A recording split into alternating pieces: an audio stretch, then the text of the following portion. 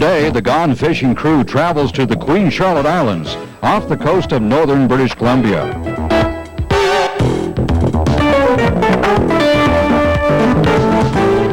Your hosts, TJ Schwanke and Bob Kirkpatrick, go ocean fishing for some of the biggest and best Chinook salmon in the world.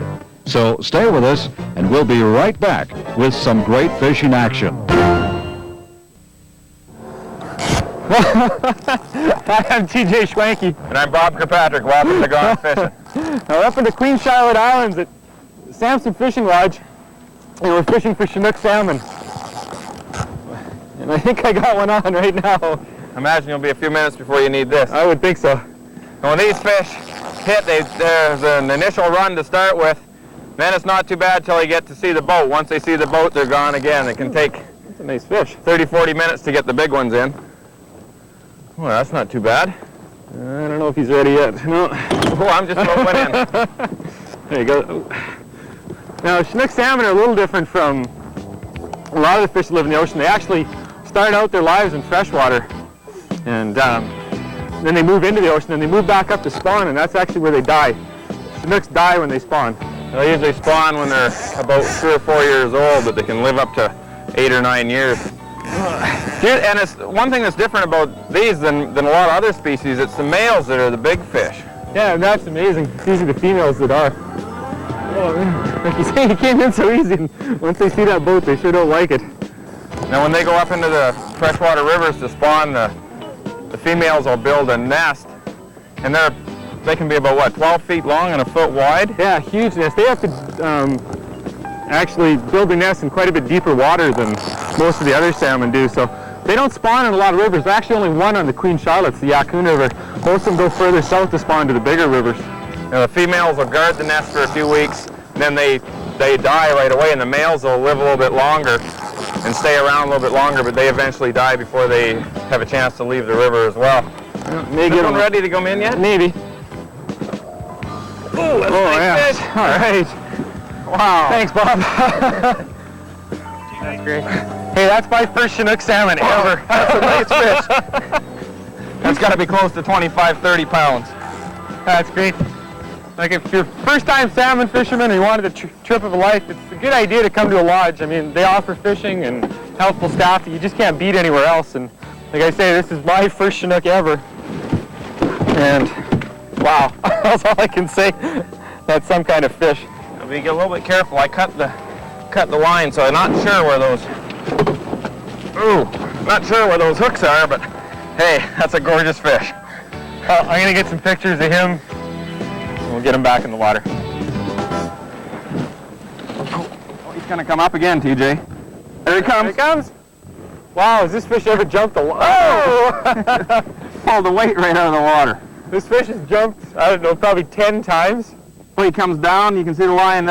We're using this solar XT line, and it's green. You can see it real good. And when this fish runs, you watch the line go out, and you know he's going to come up. Now he's straight down below the boat. Well, that's not a great big fish. I wonder if could be a coho. Could be a coho the way he's fighting. Yeah, that's what it is too. Oh. Wow, that was fun. Yeah, I never saw a fish so acrobatic as that one. He came out of the water 3 or 4 feet a couple times. Yeah. Oh, see if I can lead him in here. There he comes. Not yet. Well, it's not a coho after all. It's a little Chinook. Oh, I can see why he put up such a battle. He's got one hook right in the side. He obviously slashed out after the bait and didn't get it. Sometimes they try and hit that bait sideways at 100 miles an hour, and if they miss it quite often, they'll get hooked in the side like that. Wires right behind you there, TJ. So we'll just pop that hook on. Now this is not a small Chinook, but they have to be 26 inches to be legal up here, and we wouldn't keep this one anyways. But we'll get He gave me such a great fight, he can go back anyway, but that's a sure scarred up too. That's a gorgeous fish. Just keep working him in the water, back and forth a little bit, and he's really seemed to be revived now. He's squirming a little bit, so I think next time he wants to go, I'm going to let him go. There he goes. If you don't revive them after a hard fight, a lot of time they'll just sink to the bottom and die. So you got to work them a little bit and wait till they're ready to go. Well, we will get him when he gets bigger. Yeah. Well, it was kind of funny. Bob just got tangled up in the kelp, and I was just reeling in. And I watched the salmon hit right below the boat. He didn't look that big, but he sure is. Man, when these things decide to run, they just go.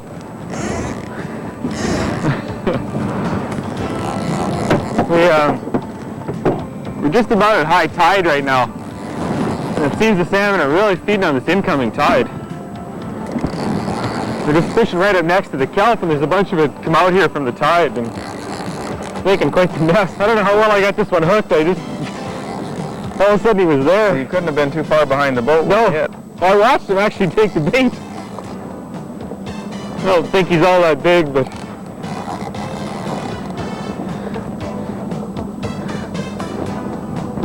he's going to do a jump here. Boy, some of them today have been so acrobatic. The weight. Not too bad size. No, he's not. Oh, nice fish. Big. Yeah. A lot bigger than you thought. You didn't like the looks of the boat. You just shut that boat. Well, I'm going to keep it going just in case we get a backup. It's a lot bigger than you thought. Yeah, it is.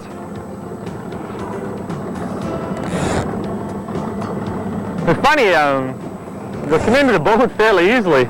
And boy, once they see it, they sure go for a big run.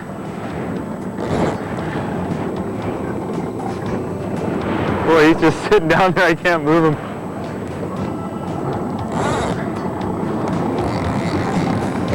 If he doesn't get me all wrapped up in this kelp. I'm going to try and steer clear of it. All right.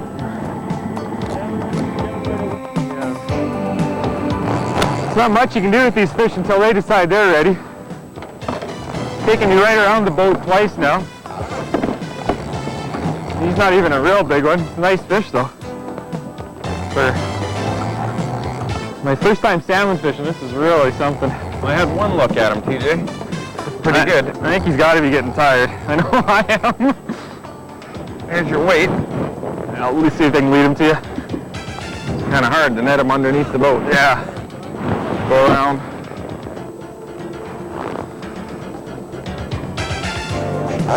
You want to come around the front? I'm going to have to. I don't want him to go around through the prop. Oh, maybe I'm okay.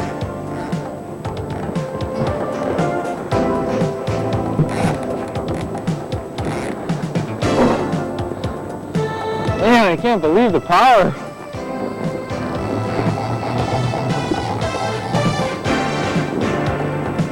There's the weight again.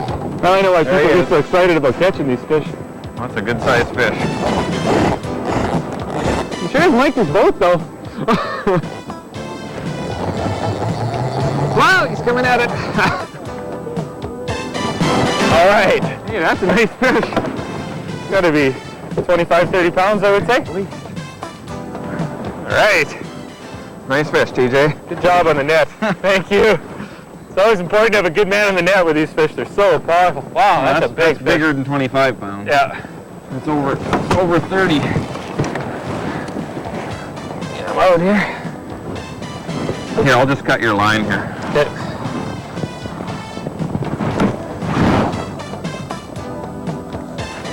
There you go. Wow. Fabulous. That's a nice fish. That's what we're up here for. Queen Charlotte Islands is definitely the place to come for big Chinooks.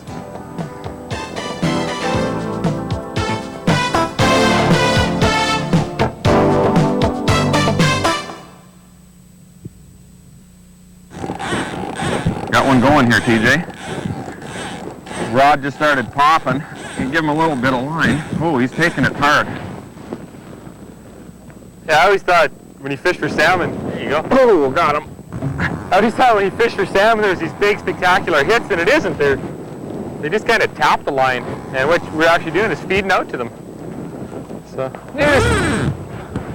don't know how big this one is. maybe this fog was a blessing today. Oh, now I either lost him or he's coming up. No, I didn't lose him. Got him. We're gonna do some aerials here for us. He's coming up. Yep. He's a long ways out He's there. a long ways out. He's gonna come out of the water. It's really important when they come up like that to keep your rod tip up real high. Yeah.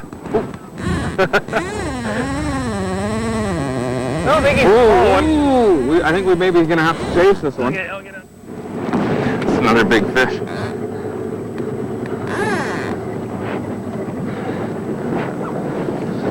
I'm gonna move up to the front a little bit, Hey. and you chase him. Yeah. Not too fast now. I gotta make sure I keep tension on this guy all the time. Boy, he's had a couple of really good runs already. Well, you must be 200 yards out there. I can't believe it. I thought he was a lot closer than I seen your line. Well, I didn't think he was very big when he first hit. He didn't fight much. Then he took those 2 big runs. I thought he was going to come out of the water. The line was just zinging out. Okay, we're in neutral. All right. I'm gaining on him a little bit. Yeah.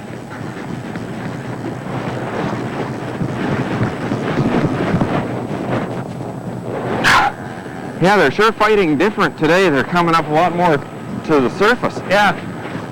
Oh, he's up high now.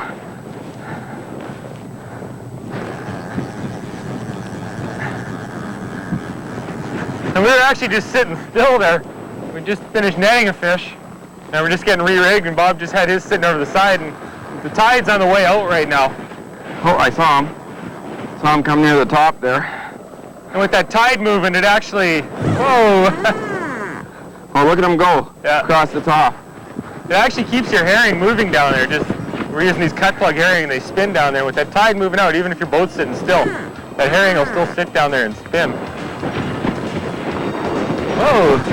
Oh, I got some slack there. He's coming right at the across boat. the top. Coming right at the boat.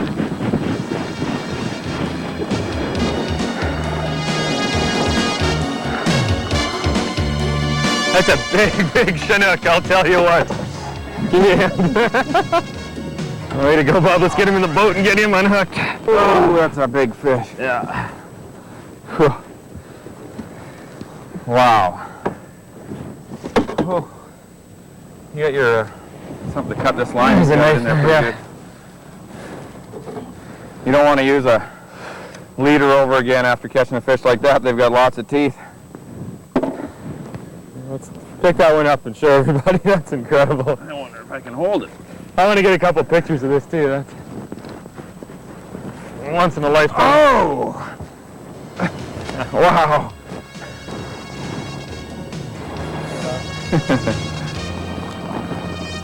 Biggest fish I've ever caught.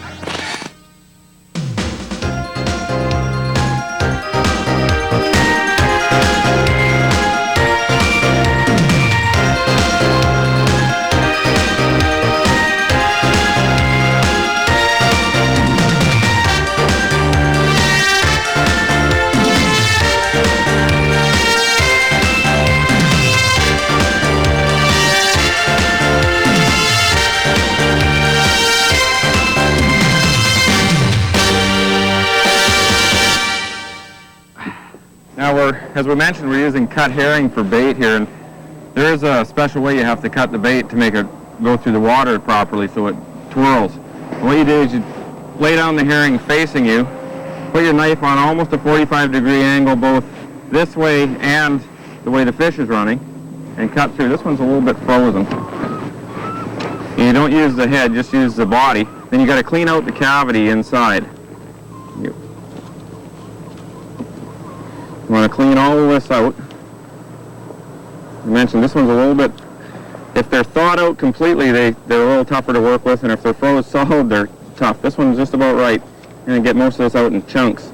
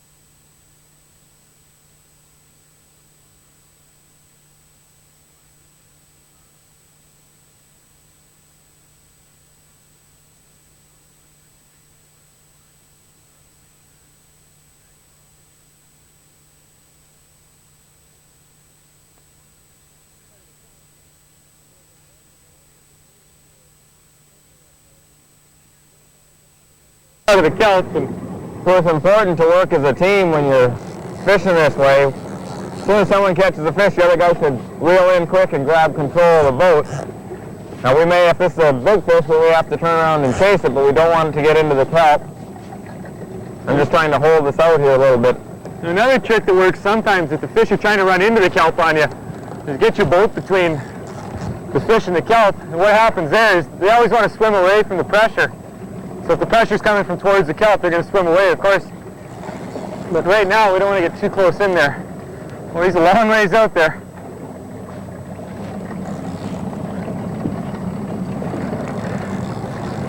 Making a good run on you, TJ. Yeah. Now, you usually catch the Chinooks quite a bit deeper than the other types of salmon. They'll usually sit below the prey, or the other ones will sometimes sit right in it, or even above it. Like we're watching the cohos and the pinks really jumping out here today. I'll try and hold the boat between you and between him and the kelp. Oh, here he comes up top now. Might jump here. Yeah. There, he's going to come up. Well, he's a lot further out than I thought. You want me to chase him, you tell me. Okay. I think I'll just let him do what he wants here right now. I don't know how big he is. He sure feels. It's like some of the smaller ones fight more. He hasn't seen the boat yet. Oh, there he is. Oh, when you're ready, I'll net him. Okay. Now, he'll probably take another good run once he sees the boat. He hasn't seen the boat yet. No. There's the weight. He's close now. And up along. But I don't think he's ready. They're kind of like a northern pike. They'll kind of come in pretty easy sometimes till they see that boat. And I can't believe how heavy they feel. He's got us turned around a little bit now. Then heads for that kelp. I'll have to back up. It's almost straight behind the boat now.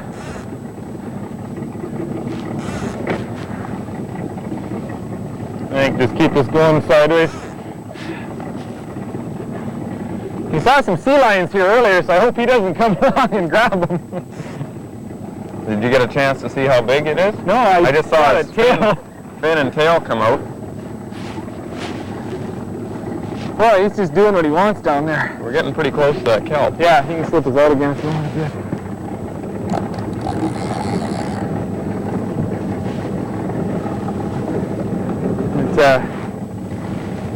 Take some practice with these reels when the salmon's pulling you one way and the boat's going the other, and you're trying to keep them out of the kelp.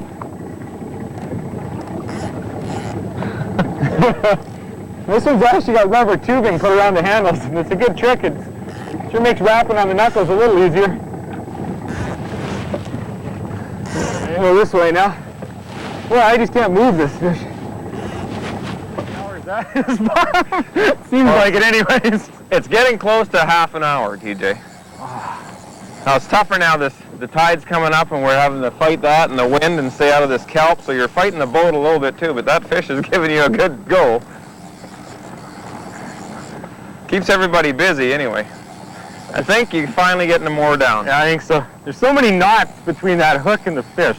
It's just scary every time he takes a run. You hope one of them doesn't let go. Well, that's where it's important to learn how to tie a good knot. Got all this kelp floating out here.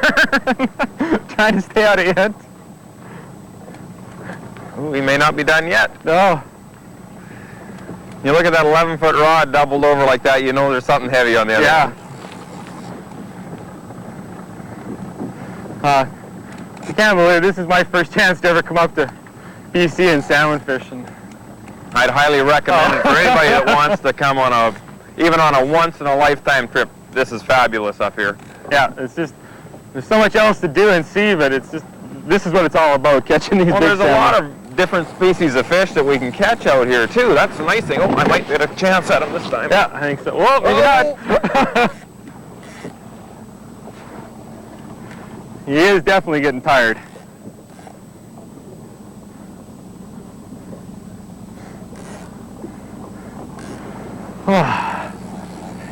That's a good rope from that kelp anyways. Maybe this time. Okay, here he comes. Ah!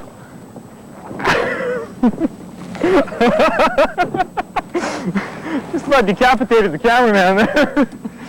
Now with that weight being 10 or 12 feet away from the fish, it's kind of hard to steer that fish around. I think I got him this time. Or not. Oh, I gotta keep him out of the motor. It's like playing merry-go-round here. It's about the 10th time around the boat, isn't it? You're getting your exercise anyway. It's a nice fish, TJ. Oh, yeah, it's a beautiful fish. Well, you can't reel in anymore. No. I gotta go after him now. Got him? Got him, finally. Good job. He's still fighting hard. That's it, I'm done. All right. Well, there's another heavy 30-pounder. At least. Oh, You got enough strength to lift him? I think so. Oh man, that is unreal. That is one big salmon. Well, that's another. They say any Chinooks over 30 pounds are a tie. I think that'll definitely make it. There's not a lot of guys get an opportunity to ever catch a fish this big. As Mike was saying, about 5% of the licensed anglers in BC will ever catch a tie, and I think if you want the real opportunity, this is the place to do it. Wow.